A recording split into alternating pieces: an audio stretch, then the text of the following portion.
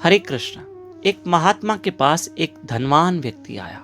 समझना इस दृष्टांत को। उस धनवान व्यक्ति ने कहा कि महाराज, मेरे जीवन में संतुष्टि नहीं है, खुशी नहीं है, मेरे पास किसी चीज की कमी नहीं, लेकिन मैं खुश नहीं हूं। न मेरे जीवन में सुकून है, न मेरे जीवन में आनंद है, न मेरे जीवन में खुशियां हैं। ऐसा मैं क्या करूं जो मेरे जीवन में सुकून और शांति हो? मैं चैन से कभी सो नहीं पाता हूं।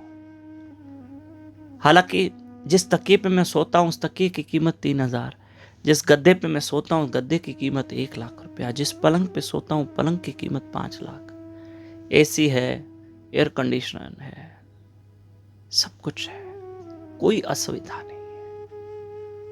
मैं क्या करूं? मैं जीवन में सुकून और शांति पाना चाहता हूं। मेरे जीवन में सब कुछ है, फिर भी मेरे जीवन में शांति क्यों नहीं? तब महात्मा ने कहा, भाई, तुम्हारे जीवन में सब कुछ होने के बाद भी शांति क्यों नहीं है? तुम्हें बताऊं, क्योंकि तुम्हारे जीवन में सब कुछ नहीं है, किसी चीज की कमी है, इसलिए तुम्हारे जीवन में शांति नहीं। बोले, कौन सी चीज की कमी है? सब कुछ तो है। तब महात्मा ने उसका इंटरव्यू लिया। बोले, भाई बताओ, मैं तुमसे हर एक चीज पूछता हूं, एक एक का जवाब दो। घर है? बोले, हाँ घर है, बहुत बड़ा घर है, ऊपर नीचे 3 मंजिला घर है। घर है ना? बिल्कुल है। ठीक है। बिजनेस? बोलो, बहुत बड़ा बिजनेस, कोई कमी नहीं है। शॉप, दुकान वगैरह? बोले, 3-3 दुकानें हैं, 2-2 वर्कशॉप है, कोई चीज की कमी नहीं है। अच्छा, धन पैसा? कोई कमी नहीं है, बहुत पैसे भगवान की दया से, मेरे आने वाली 2-3 पीढ़ियां खा सकती, 3-4 पीढ़ियां खा सकती। गाड़ी मोटर? बोलो, कोई कमी नहीं, घर में जितने सदस्य उससे ज्यादा कारें हैं। Bank account? बोला, भरा पड़ा, कोई कमी नहीं। महात्मा ने सोचा, उसके पास तो सब सुविधाएं हैं। शरीर? बोला, तंदुरुस्त है, वॉक करता रहता हूं। नाम जपते हो? भगवान का नाम जपते हो? बोला, उसके लिए टाइम कहाँ है। सत्संग जाते हो? बोलो, पहली बार आपके पास आया हूं, वो भी मिलने, सत्संग नहीं सुनी है मैंने आज, मेरे पास इतना समय नहीं है, मैं आपसे सिर्फ मन की बात शेयर करने आया हूं बस। सत्संग में जाते हो? बोला, बिल्कुल। दान पुण्य करते हो? बोला, मैं नहीं करता हूं, मेरे जो वर्कर हैं उनको बोलता हूं, जाओ ये काम करो, जाओ, बस मैंने अपने हाथ से नहीं करता, मेरे पास टाइम नहीं है, मेरे पास टाइम नहीं है। तीर्थों में जाते हो? बोला, नहीं, टाइम ही नहीं। बोले, यही तो तुम्हारे अशांति का कारण है, क्योंकि तुमने जो जमा करके रखा है उससे शांति नहीं है, और तुमको जो नहीं है जीवन में उसी से तो शांति है। तुमने इस चीज को क्यों नहीं रखा?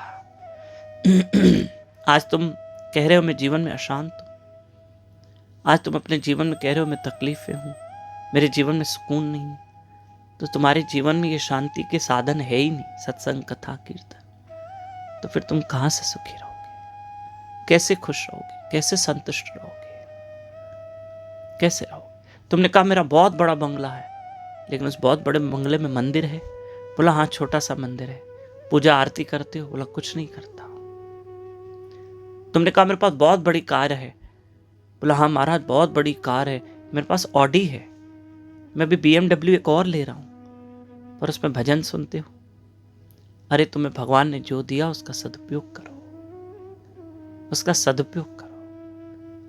तुम्हारे जीवन में ये सब नहीं है, इसलिए शांति नहीं है, इसलिए सुकून नहीं है, इसलिए सेटिस्फेक्शन नहीं है। तुम जीवन में धन पैसा कमा के सफल तो हो गए हो, सक्सेस तो मिला, लेकिन सेटिस्फेक्शन नहीं है। और जिस सफलता में संतुष्टि नहीं है ना, तो वह सफलता भी चुभने आती है। इसलिए प्यारे, सत्संग, कथा, कीर्तन, भजन, अच्छे कर्म में भी प्रवृत्त रहो, उसमें तुम्हारा भला होगा। हरे कृष्ण कृष्ण कृष्ण हरे हरे, हरे राम राम राम हरे हरे।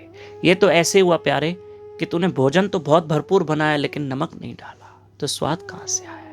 अर्थात संसार के पदार्थ सब कुछ जमा तो किए, लेकिन भजन नाम सिमरन नहीं है, दान धर्म अच्छे कर्म नहीं है, तो जीवन में तुम्हें स्वाद नहीं आ रहा है, तो फीका भोजन खा रहा है, नाम नहीं है, हरि कथा नहीं। ये कथा जरूर एक सेवा दे रहे हैं, 5 लोगों को फॉरवर्ड करना। हरे कृष्ण।